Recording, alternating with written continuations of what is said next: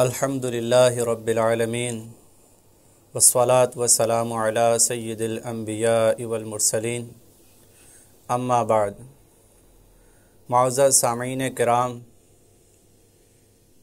شہادت کے فضائل سے قرآن و حدیث بھرے ہوئے ہیں اور اسلامی تعلیمات کی روح سے ایک مسلمان کی حقیقی اور دائمی کامیابی یہی ہے کہ وہ اللہ تبارک و تعالی کے دین کی سربلندی کی خاطر شہید ہو جائے۔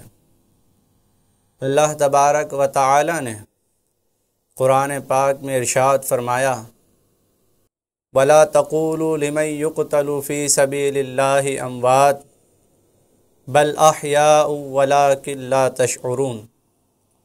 اور جو خدا کی بارگاہ میں مارے جائیں تم انہیں مردہ نہ کہو، بلکہ وہ زندہ ہیں، ہاں تمہیں خبر نہیں۔ شہادت ایک عظیم رتبہ اور بہت بلند مقام ہے جو خوش قسمت لوگوں کو نصیب ہوتا ہے، اور وہی خوش قسمت لوگ اس رتبے سے سرفراز ہوتے ہیں جن کے مقدر میں ہمیشہ کی کامیابی لکھی ہوتی ہے۔ ایک مومن کی دلی تمنا یہی ہوتی ہے کہ وہ خدا کی بارگاہ میں شہید کر دیا جائے۔ ایک مومن کی دلی تمنا یہی ہوتی ہے کہ وہ شہادت کے رتبے سے سرفراز ہو۔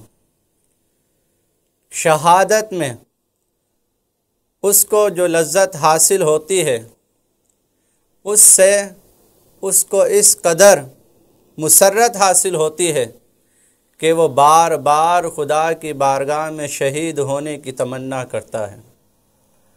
حدیث طیبہ میں ہے، عن حمید سمعت عن انس بن مالک رضی اللہ تعالی عنہ عن النبی صلی اللہ علیہ وسلم قال ما من عبد يموت له عند الله خیر یسرہ ان یرجع الی الدنیا وان له الدنیا وما فیها الا الشہید لما یرا من فضل الشہادۃ فانہ یسرہ ان یرجع الی الدنیا فیقتل مرۃ اخری۔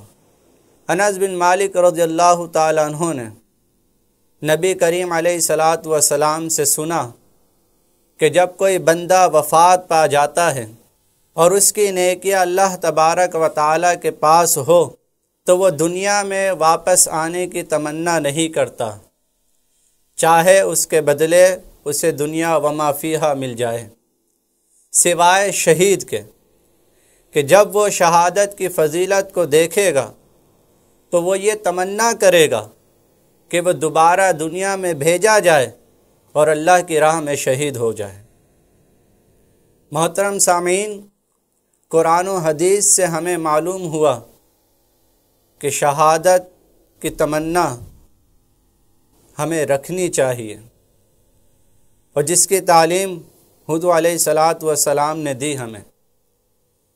آخر میں دعا ہے، اللہم ارزقنی شہادتا فی سبیلک واجعل موتی فی بلد حبیبک صلی اللہ تعالی علیہ وسلم وما علینا الا البلاغ۔